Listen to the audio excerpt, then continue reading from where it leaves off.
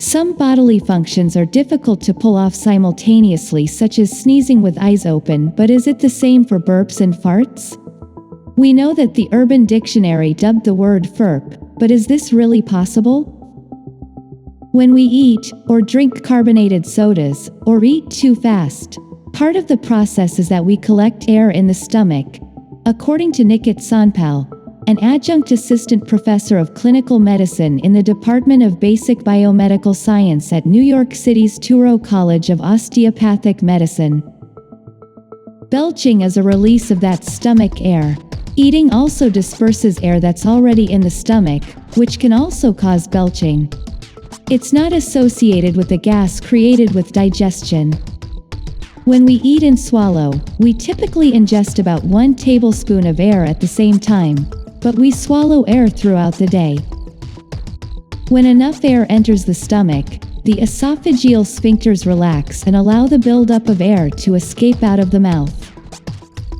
If you add carbon dioxide from soda, for example, the gas mixes with the air and makes the burps more pronounced.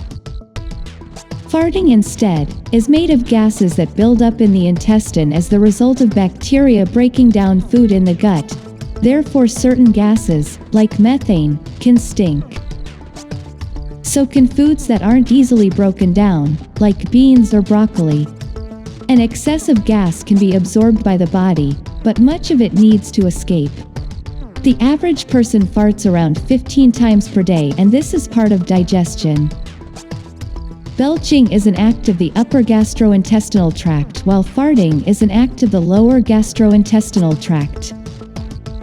It's possible for a fart to escape out of the mouth if it's held for too long, at which point gas will be reabsorbed by the body and subsequently exhaled, but it's not a burp, and the air that could turn into a burp can be passed into the small intestine, and then the large intestine, creating flatulence.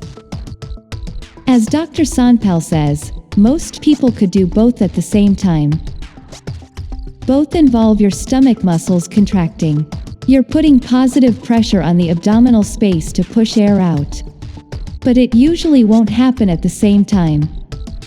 The reason is that different muscle contractions occur.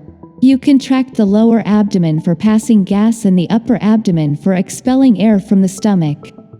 You won't necessarily do both at the same time. Dr. Sonpal says that a simultaneous burp and fart is therefore rare, though not an impossible phenomenon, but we can surely sneeze and fart. But there can be consequences. When you sneeze, you're putting pressure into the abdomen. It's the same when you pass wind. People can get leakage of urine from sneezing. Same with coughing or laughing. There can be leakage of urine or stool.